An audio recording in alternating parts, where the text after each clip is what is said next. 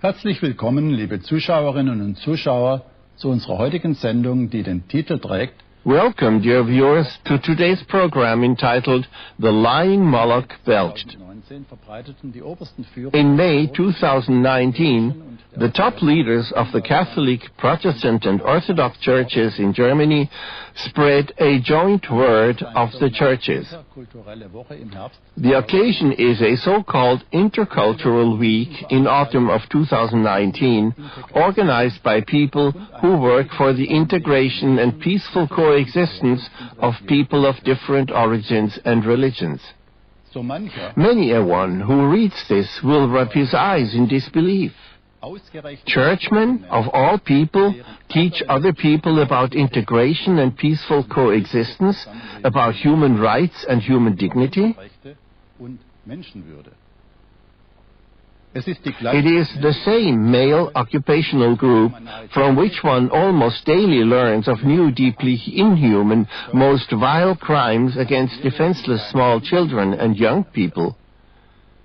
The same occupational group that consistently refuses, like the Vatican, to sign the United Nations Charter of Human Rights. The signatories of this charter must commit themselves to preventing the rape of nuns and the abuse of children entrusted to their care. Churchmen ignore not only human rights, but also the Constitution, the corresponding fundamental rights of the German Constitution, like, for instance, Article 3, because this contradicts their creed, their faith. And a basic pillar of their creed is the discrimination of women and the discrimination or even unalterable condemnation and cursing of all other religions and cults. So the churches themselves obviously teach and do exactly the opposite of what they proclaim. It is a PR method that is becoming more and more prevalent in politics and is also known as fake news. But it was not invented by politicians. What many do not know is that it is thousands of years old. For thousands of years, lies and hypocrisy have been part of the occupational profile of the caste of priests. Theologians also call this apologetics, and it often serves them as justification for agitation, slander, and character assassination, right up to murder.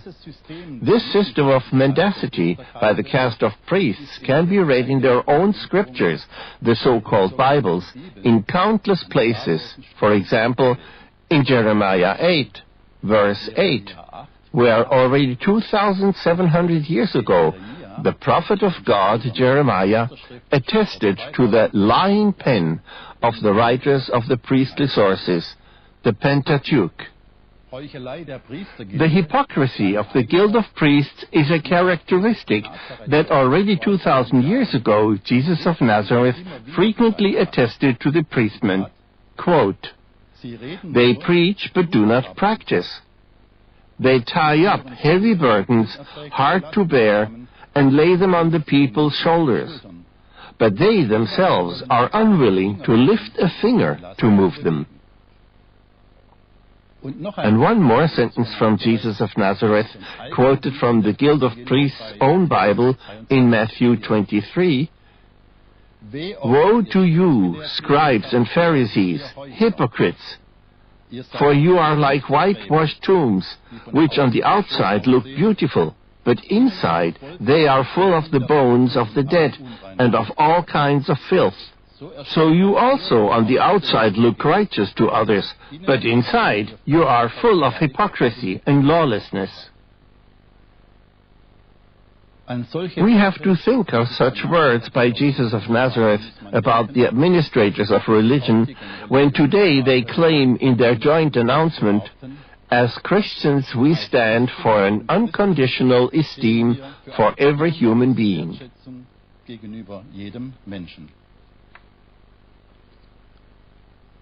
What the unconditional esteem of the churches actually looks like, we have already mentioned the hundreds of thousands of cases of child abuse, is what we want to shed light on again.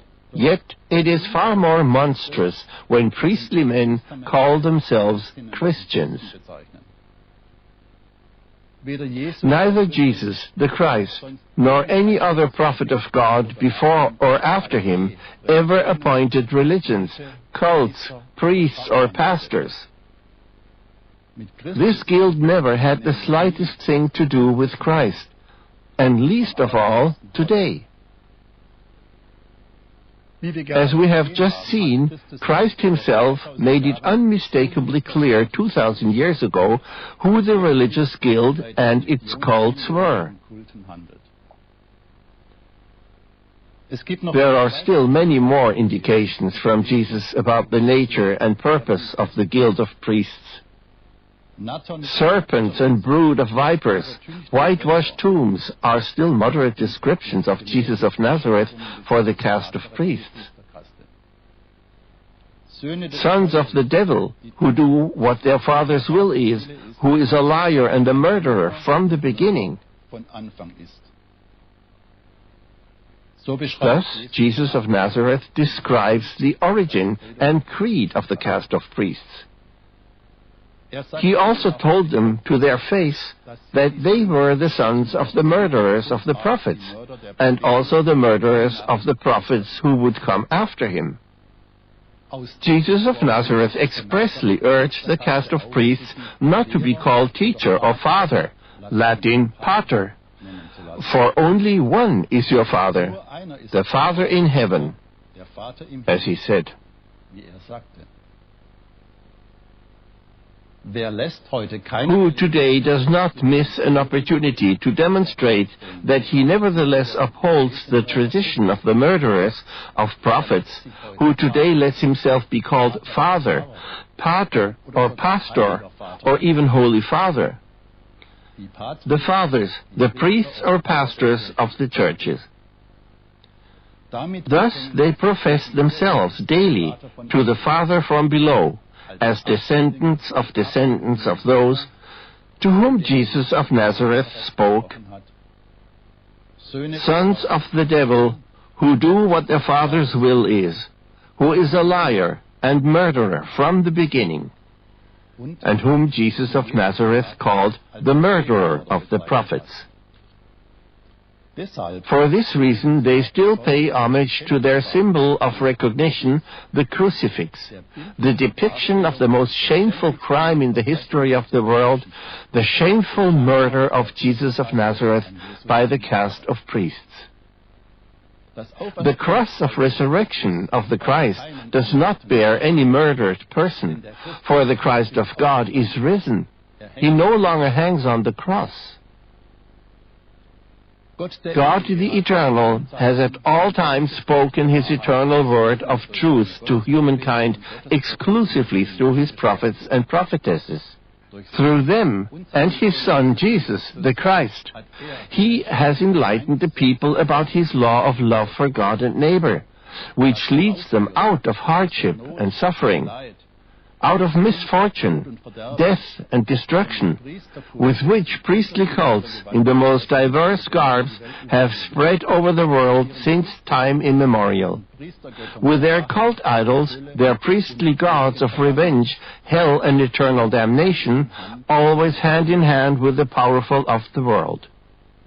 Jesus of Nazareth was killed at the instigation of the guild of priests because he brought the truth from the kingdom of God and exemplified his law of love for God and neighbor, as the prophets of God from Abraham before him and until Gabriele today after him did and do. One of the first after Jesus of Nazareth was the prophet of God, Stephen. His fate represents the crimes of the priestly men against all the prophets of God, the enlightened men and women of all times. Hate sermons, incitement of the masses, murder and manslaughter, everything to be read in the Acts of the Apostles, in the so-called Bibles, in the report about God's prophet Stephen, who was stoned because, among other things, he exposed the guild of priests as the murderers of Jesus and the prophets, with the words, "You always resist the Holy Spirit. As your fathers did, so do you. Which of the prophets did your fathers not persecute? And they killed those who announced beforehand the coming of the righteous one, whom you have now betrayed and murdered." His murderers later appropriated him for their own purposes and defame him until today as their church saint. Murder, corruption, falsification of their teaching and of their memory is an infamy of the priestly cults that has been practiced since time immemorial, also with other prophets of God. As stated, the prophet of God Jeremiah described this as the lying pen of the scribes. The Guild of Priests of the Church of Rome has raised the guidelines for the persecution, slander, and murder of the messengers of God and righteous men and women who are faithful to Jesus the Christ into an institution, dogmatized theologically in great detail and implemented millionfold in the transfer of church and state. The division of labor in the transfer of church and state with murder has been determined in the Vatican Church by Thomas of Aquinas, the highly venerated church saint and doctor of the church, as follows. Heresy is a sin by which one deserves to be excluded not only from the church through excommunication, but also from the world through death. If the heretic persists in his error, the Church must give up saving him and ensure the salvation of others by excluding him from her bosom by a judgment of excommunication, leaving the rest to the worldly judge, so that he banish him from this earth by death. It is the same strategy that the Guild of Priests had already applied to the shameful murder of Jesus of Nazareth. Agitation and cursing by the priests. The contract killing is carried out by the state. Millions of people were murdered at the instigation of the Church of Rome according to the instructions for murder given by the church saint Thomas of Aquinas. As a rule, the victims, often entire cities and countries, were plundered and the booty divided between the church and state. Where else would the unimaginable multi-billion wealth of the churches come from? For the Guild of Priests, however, the first priority was always the eradication of those who brought the eternal Word of God, the truth, and exposed the lies of the churchmen, above all, the prophets and prophetesses of God, as well as all righteous men and women who remained faithful to Jesus the Christ. These include men and women such as Stephen, Mani, Origen, Montanus, Savonarola, Margarete Poretti, as well as tens of thousands more friends of Christ with them, who are nameless today, as well as the brothers and sisters of the Free Spirit, the Christians in Asia Minor, many other ethnic groups like the Bogomils, the Cathars, the Brothers of the Light, and many, many more. Also in our time, the churchmen persecuted the prophetess and emissary of God, Gabriele. They preached the most infamous and foulest sermons of hatred, showered Gabriele with the slurry of their bucket of lies, and in the transfer with the state, constantly inflamed character assassination. The murder of the prophet was prevented this time. All the more has the character assassination been professionally fostered for more than 40 years by the transfer of church and state with an expenditure of millions. To defame others, to call for murder and genocide, and thus to plunder and pillage whole ethnic groups is generally and especially part of the tradition of the Vatican Church, which it is particularly proud of. A typical example of this tradition is Pope Urban II, who, using the most evil false propaganda about the Muslims, incited the Crusaders to engage in a crusade to Jerusalem, which was followed by others. The result, the murder of at least 60,000 children, women and men, was described by a chronicler as follows. Our own men followed them, driving them before them, killing and massacring them all the way to the Temple of Solomon, where such a bloodbath occurred that our men waded in blood up to their ankles.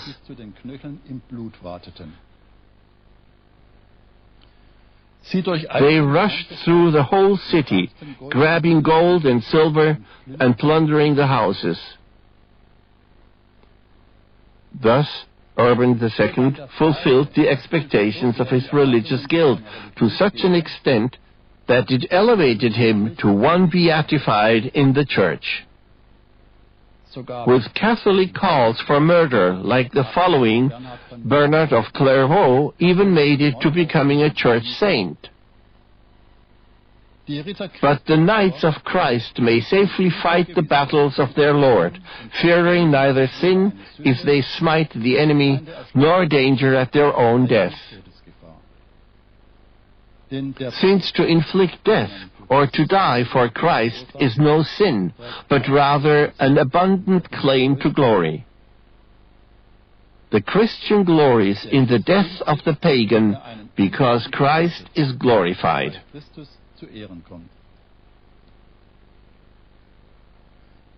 By the way, the greatest admirer of this hate preacher was Martin Luther. I quote, "If there ever was a God-fearing and pious monk, it was Saint Bernard, whom I find alone much higher than all monks and priests on the whole earth." And the unimaginable wealth of the Church is also based on the gold and blood money stolen over centuries. On the occasion of a legal process, the well-known church historian Karl-Heinz Deschner drew the conclusion in a report published in 1986, The Offended Church, that he knows of no organization in antiquity, in the Middle Ages and during the present times, including and especially the 20th century, that at the same time is so long, so continuously, and so terribly burdened with crime.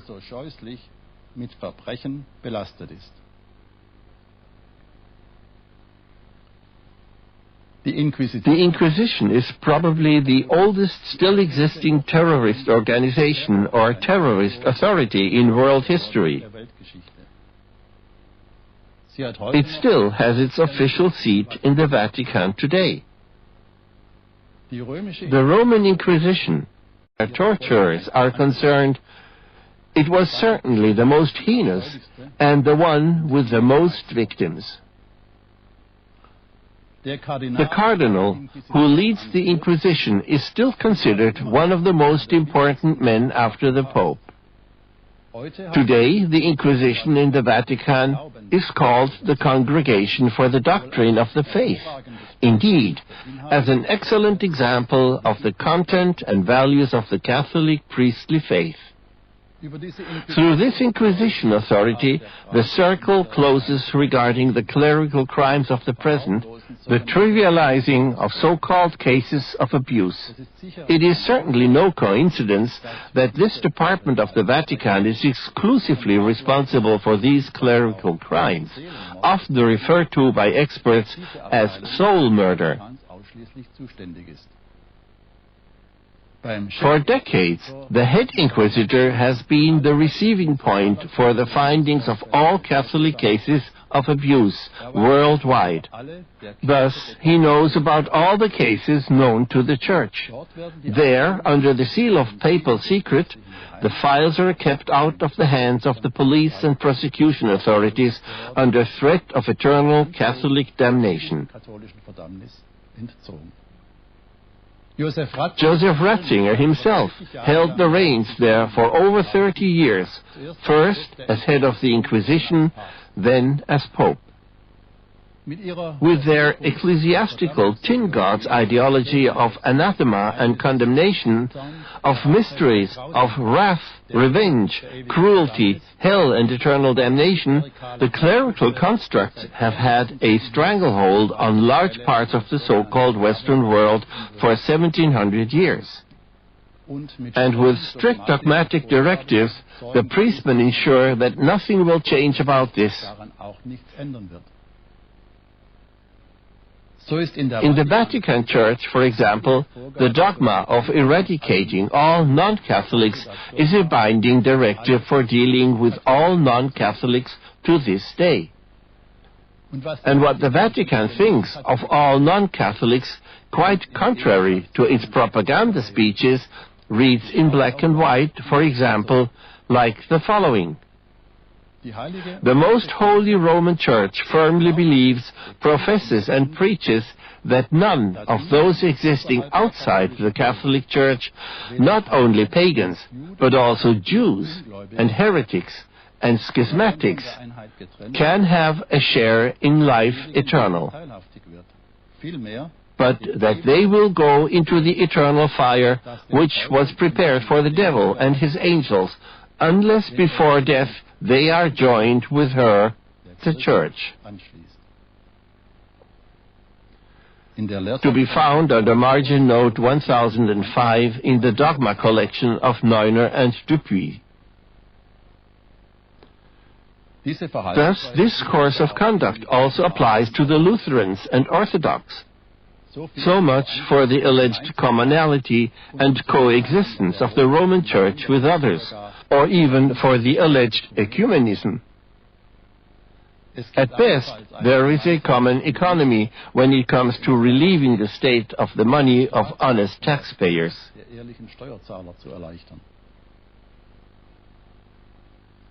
But Luther is no better either, who, besides his innumerable hate sermons and calls for murder, orders his followers, for example, to hand over to the executioner anyone who preaches without Lutheran permission, even if he were an angel from heaven.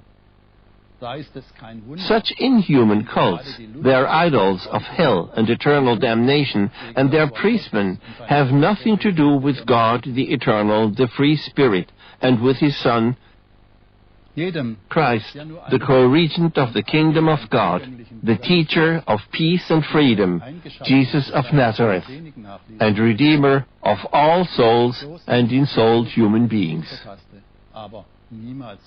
For thousands of years, they have indoctrinated the people with their cults and spread the untruth about God, the Eternal, the loving Father, Mother God of all His children. The transfer of church and state has brought about the catastrophic condition of this world and prevented millions of people from being able to follow the call of their Redeemer, Christ, "Follow me," and lead a life according to the commandments of God in peace and freedom, in the unity of all people with nature and the animals. Today, through the mouth of a prophet, the Word of God has again come to the earth in all its fullness. The truth is victorious. It can be read and heard in the Ark of the Covenant of the Free Spirit, in the tent of God among the people for all the nations of this earth, with the Sophia Library. The memorial for all the prophets of God, enlightened men and women, and all righteous men and women who were persecuted because they remained faithful to Jesus, the Christ, is also located there. Each one can form his own impression there of the lying Molochs raging during the past millennia. The lying Moloch still emits hot air noises, because how other than a belch can one describe what he is saying today in common declarations by his cults, which in truth are utterly estranged and hostile toward one another? Dear viewers, dear listeners, decide for yourselves.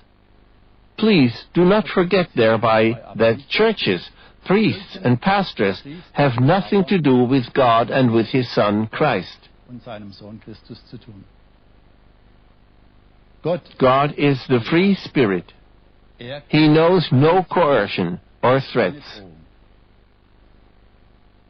Check this out freely, and do not let yourselves be fobbed off with mysteries and secrets, especially not by a lying Moloch and the lying pen of the scribes. If you want to know what God the Eternal has to say to His human children, do some research. God does not remain silent. God has nothing to hide. He has revealed His eternal word in a great fullness through His divine prophets for all the people of this earth.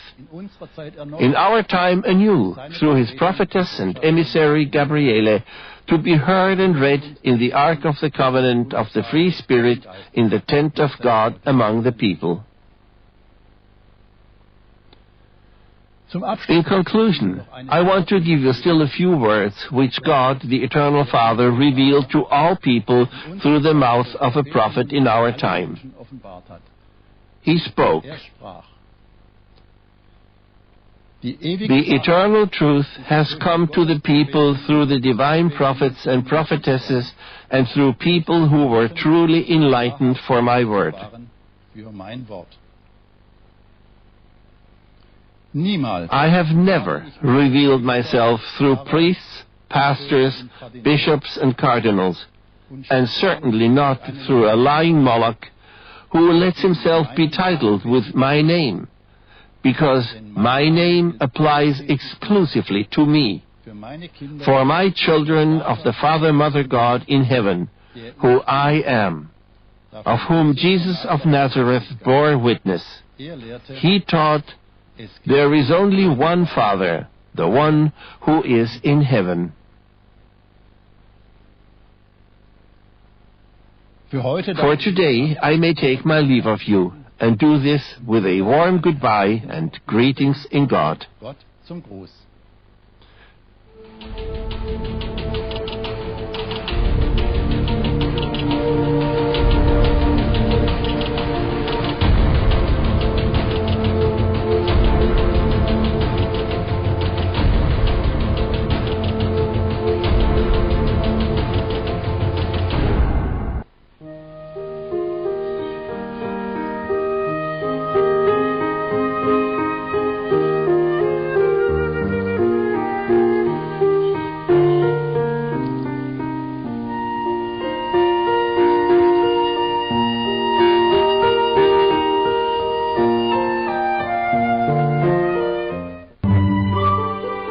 Helping animals, saving lives.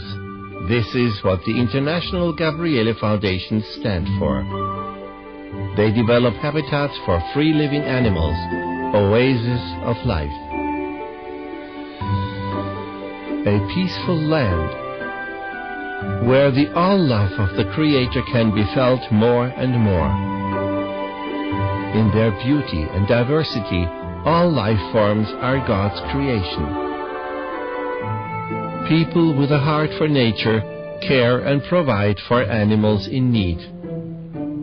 Thereby they orient themselves to the teachings of Jesus of Nazareth, particularly to the guiding principle, do to others as you would have them do to you.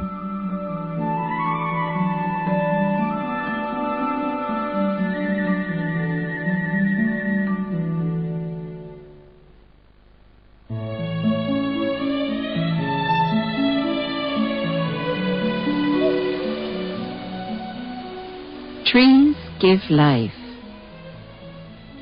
Birds find food and nesting places. Small and tiny animals have a habitat.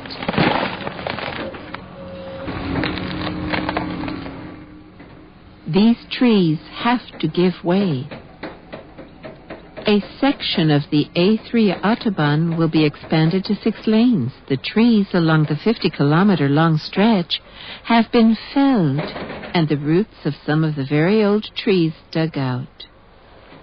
A sad picture. Andreas from the International Gabriele Foundation shows me the location of this. And now you can see all these stumps. Yes, you see, there are shrubs and also bigger trees. Was it part of a real woods, in a way? Here in this area, the forest practically went almost up to the pavement. Since then, the trees and shrubs that grew here had a kind of protective function for the embankment, so that the soil would not be eroded, and now even more lanes are to be added. All the trees on the left and right, all the shrubs, everything have to be cleared. And all that's left are these stumps, larger and smaller tree stumps with root balls underneath. And they are now being gradually pulled out here by a giant excavator, section by section. And these rootstocks are what we are rescuing for the International Gabriele Foundation. You say the tree, when it has been felled and even the roots has been removed, it's actually dead, isn't it? With trees, actually, even with shrubs, with all plants, it's so that life, the germ of life, is really in the roots, and the plant simply continues to grow upward. The upper part has now been cut away, but as before, life is still present in the roots. You can also see this on some sticks. If you look along here, small shoots are coming out at the sides, and if you let them grow like this now, a new forest would be created. And for those that are still intact, we replant them on the land of peace, or simply pile up hedges with them. How did you come up with this idea, if I may ask? At the very beginning, when the construction site began, these rootstocks were collected in a huge pile. It was a 10 meters high mountain of just roots. And one morning, Gabriele, the prophetess and emissary of God in our time, drove past this giant pile by car, and she felt the suffering of these tree parts, and called us plant caretakers on the land of peace, and asked if we could begin an action to rescue the life that is still in the roots. And so it began. And since then, we've been fetching container after container from the construction site and trying as far as possible to save the life that is in the rootstocks by replanting them on the land of peace.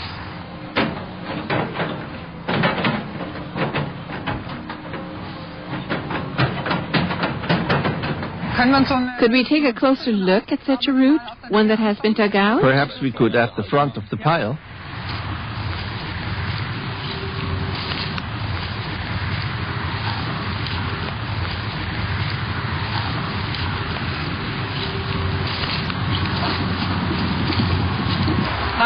Wow, look here, you can see the whole root system. Yes, see, it was younger trees now. They are not so big in diameter yet. There you can see it quite well. Here the whole root system is still intact. There is also still some soil on it, and actually in this root system is the life of the tree. From here, all the functions that take place in the tree are regulated and controlled. And communication with other trees also takes place via these roots. How can we imagine that? These roots, which are totally branched out in the ground and have an extent, if you look at the tree, they go deep into the ground, far beyond the size of the crown. In die Tiefe im Erdreich. That means that they also touch each other. They touch each other, yes, and they are also partly connected to each other by way of fungi. This has already been scientifically proven in studies. It's totally interesting. One thinks that such a tree stands there, but that they are all connected with each other, all speak with each other in their language. So this means that the root system of a forest is like a huge communication network, you could say that? I think that's how you can imagine it. Like all information today runs via networks, it's similar in nature. What does this mean, would you say, if such a community of trees were now being felled like here on the embankment. Well, I think it's horrible for the trees, for the bushes, for the plants that are affected. It's like war for us human beings. Because suddenly excavators roll in, men arrive with chainsaws and saw down all the trees. For the plants, it's like a shock, and they can't run away. Most people don't even assume that trees are real living beings and that a forest represents a living community. And that's how it is. But studies can help here that simply prove that it's not dead matter, but that these plants exchange information with each other that goes far beyond the distribution of nutrients, that there's life in it. And the other thing is that you might also be able to have a personal experience. I simply stood in the woods in front of a big old tree just in spring and let it have its effect on me. When you become somewhat quiet there, you can feel the life in the tree.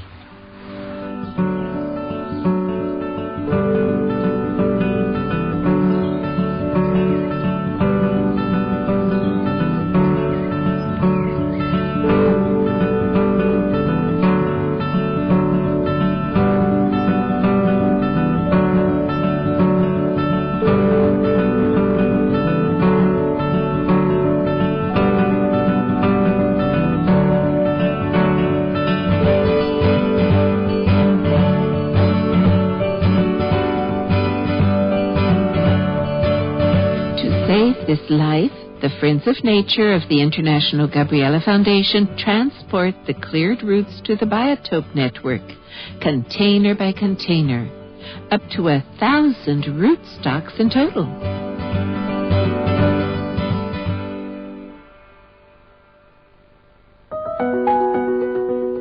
Once they reach the biotope network, the roots are first sorted. Roots that are already very damaged, from which life will no longer emerge, are piled up into hedges made of brush. They provide protection for many microorganisms and are considered a valuable enrichment for the local ecosystem. The healthy rootstocks are prepared for planting. An open area with meadows and tree islands becomes their new home.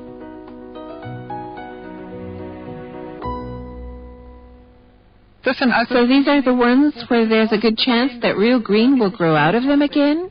Yes, and they still have a good root system and also still have soil underneath the fine hair roots.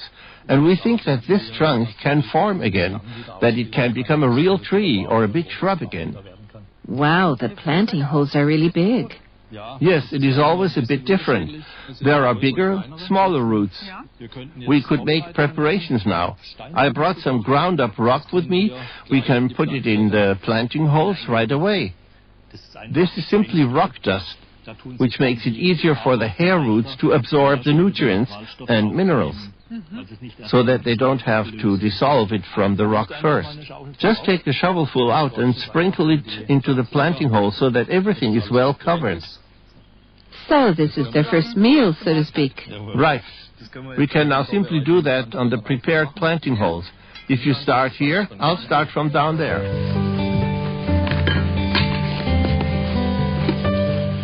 The planting path goes along a piled-up hedge of brush, so the rootstocks can enjoy being protected from the wind and weather.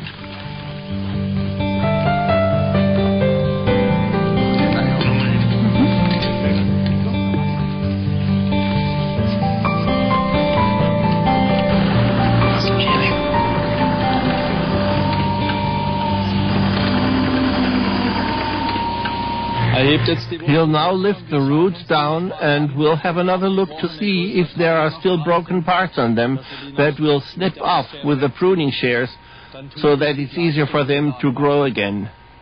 Look here, that's still... Yes, exactly. We'll cut off such things. Here's another broken part. They won't take root anymore. It's great when they're still attached, isn't it? Exactly. Because through them, the absorption of nutrients and minerals from the water takes place. If you have a look, here's still an ivy plant. It will also take root. It will surely take root, because it's very robust. Nice. So then, it can go in. Yes, it can go in.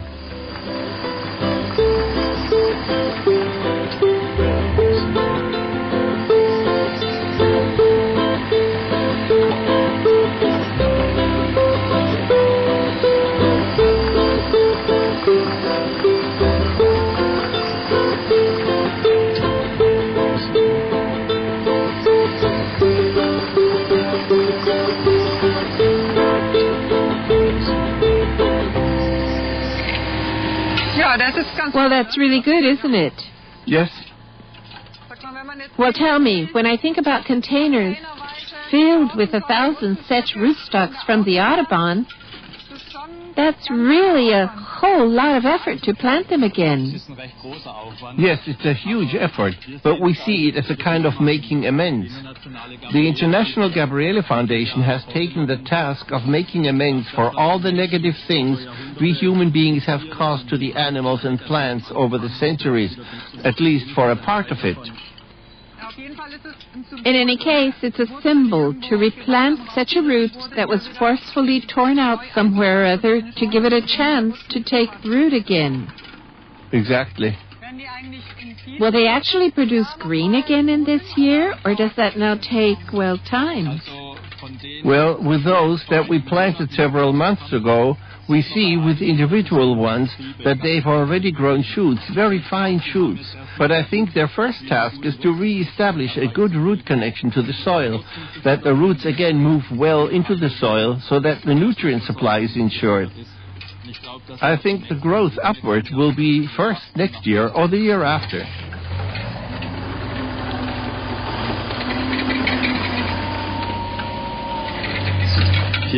Here in the hedges that we've established, you can also see small empty spaces. Perhaps we could go there briefly, then I'll show you something else.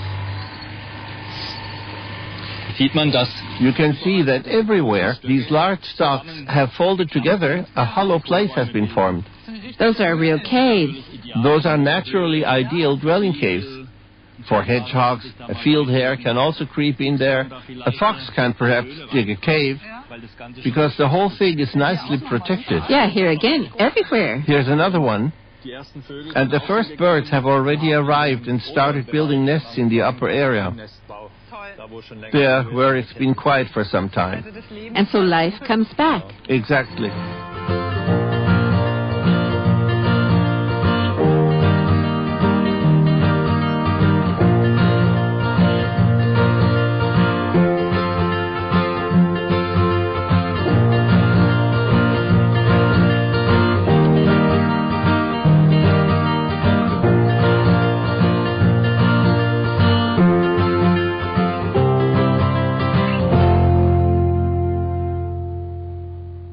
Was kommt jetzt, Andreas? What happens now, Andreas? Now you're getting a pair of gloves. What for? For protection.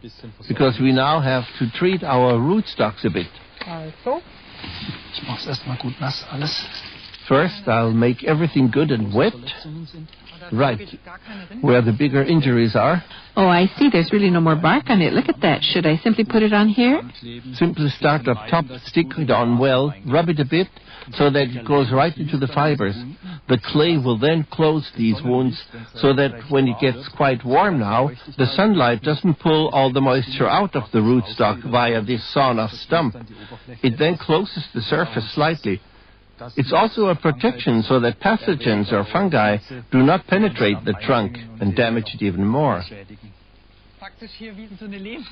So it's like a mud pack. Exactly. It's really true that what is sometimes good for us human beings is also good for animals and plants. You talked about making amends. I think 1,000 tree roots, that's really something. But considering the worldwide destruction that you talked about, it's been a relatively small making amends. That's right. But at least we've started with that. Because if we consider how we've been dealing with the plants, with the trees in this case, for centuries or for thousands of years, it has to be said that we have actually only exploited them. We human beings have benefited from them, but we were actually indifferent as to how they were doing. And in the year 2000, Gabriele initiated a small change with the founding of the International Gabriele Foundation, because the teaching that she brings, that the Spirit of God brings through her, assumes that we are all one unity, that we human beings, the plants, the animals, the minerals on the earth, should all form a great unity in God. We human beings have gone far away from this.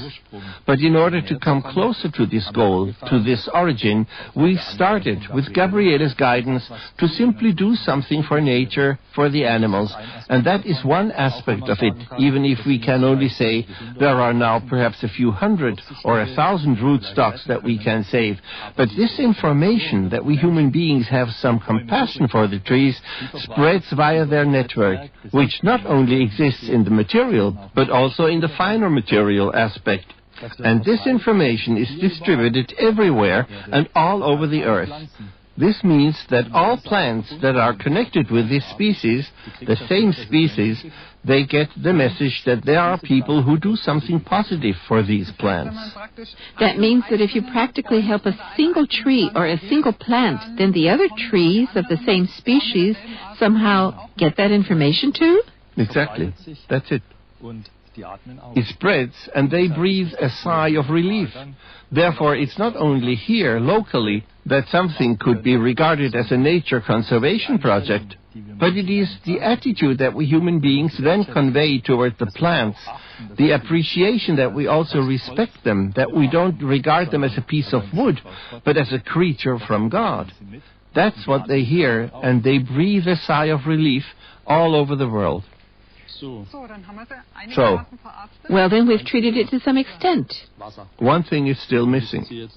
Water. We have to now water it very well so that the roots don't have any air spaces in between, so that everything is really well covered with soil.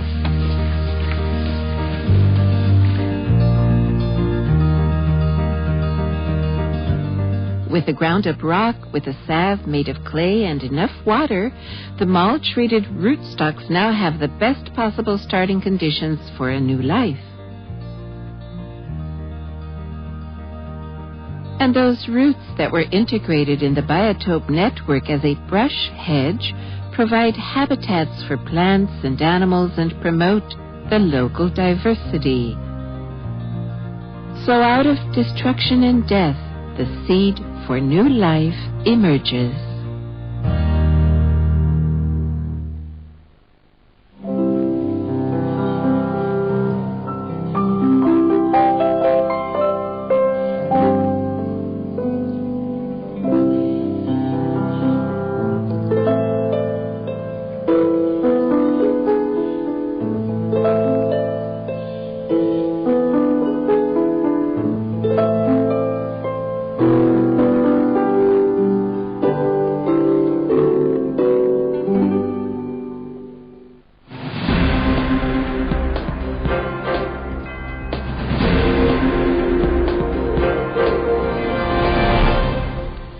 Liebe Zuschauerinnen, liebe Zuschauer. Dear viewers, dear listeners, in 2017, the Catholic Church celebrated for the third time the World Day of Prayer for the Preservation of Creation, proclaimed by Pope Francis. Parallel to this, Pope Francis, together with the honorary head of the Orthodox Church, Bartholomew I, invited people to participate in a 6-week so-called Season of Creation, an action with which the churches focus their attention on creation and want to pray for it. The Pope literally said, "We also appeal to all who occupy influential roles to listen to the cry of the earth and the cry of the poor who suffer most from ecological imbalances," as can be read in the Catholic Press Agency. However, with such nice-sounding appeals, the answer to the question should not be left out. What has significantly contributed to the fact that creation is so laid low, that the Pope in our time talks about the cry of the earth? And why are the gifts of the earth so unequally distributed that the Pope talks about the cry of the poor? Let us take a look at the Catholic doctrine on how to treat animals. In the Catholic Catechism, it literally says, and I quote, "Hence, it is legitimate to use animals for food and clothing.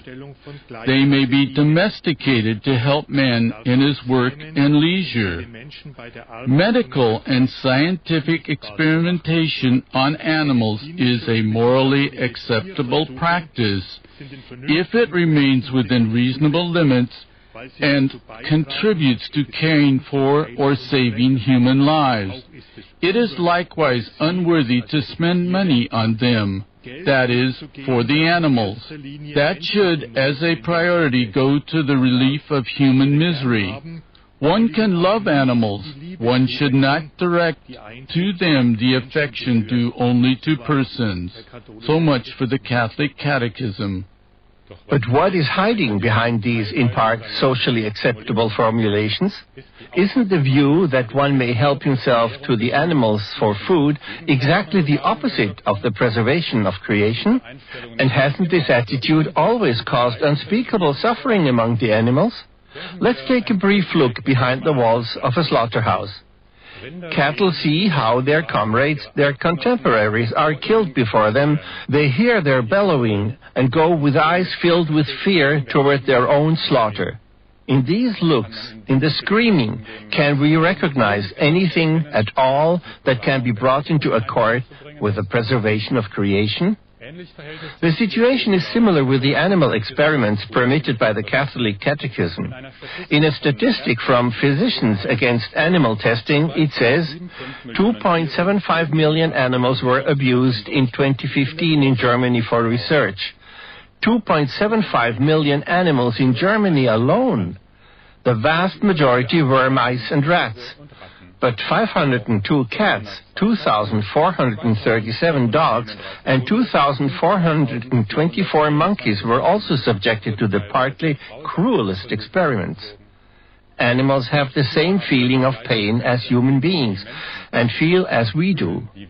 Frequently, they are even more sensitive than human beings.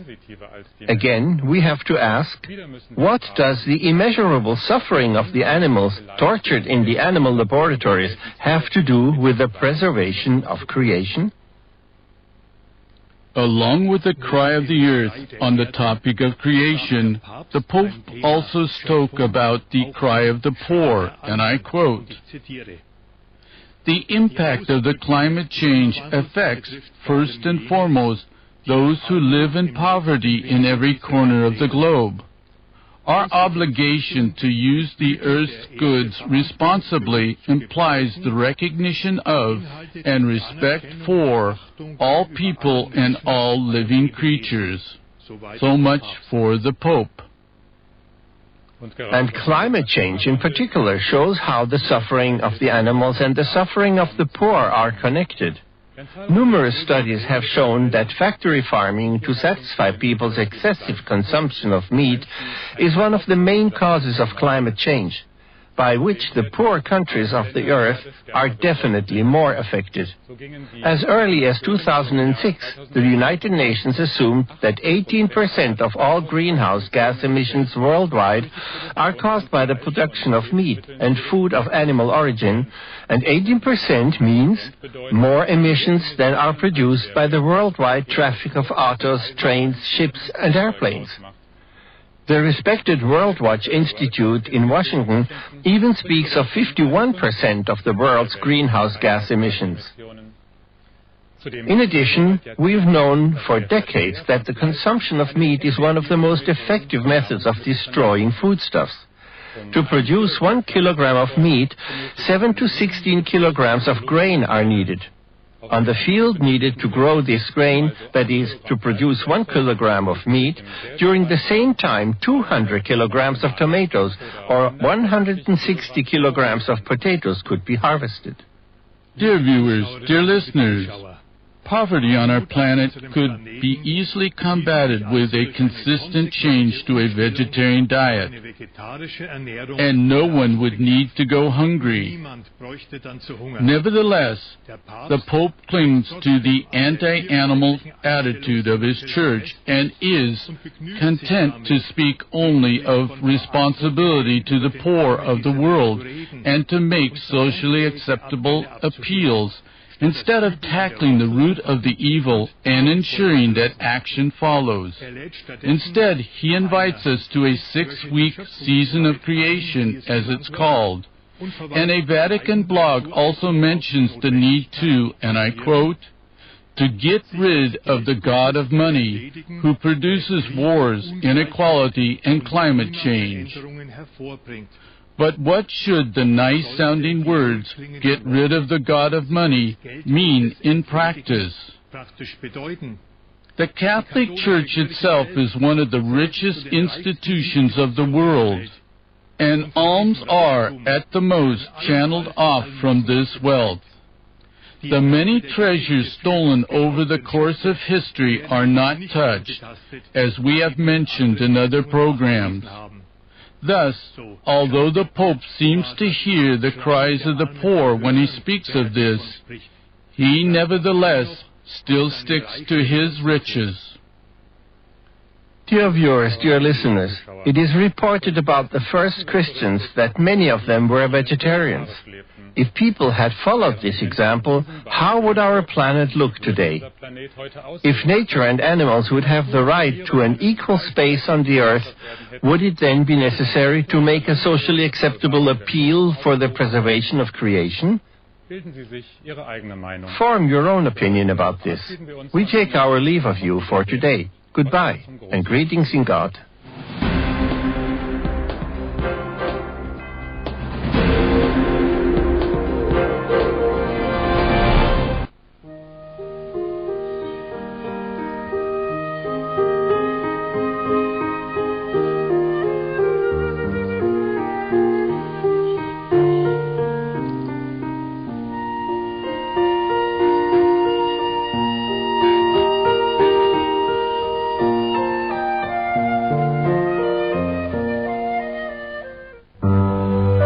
was Jesus of Nazareth?